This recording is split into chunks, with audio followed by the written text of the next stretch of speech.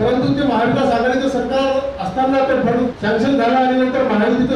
महाविकास आघाडीचं सरकार गेल्यावर महायुतीत ते सर्व पैसे वापस गेले आणि त्यानंतर भाजपाने वेळी मावळत्या खासदार आपल्या त्या एका कार्यक्रमासाठी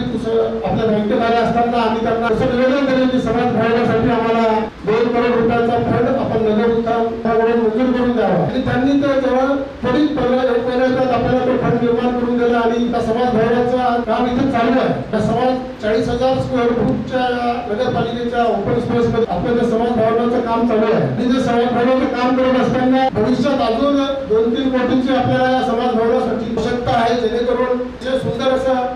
समाज भवन आपल्या पुसद शहरात उभं राहील आणि त्याचा फायदा तो मराठा समाजातील जे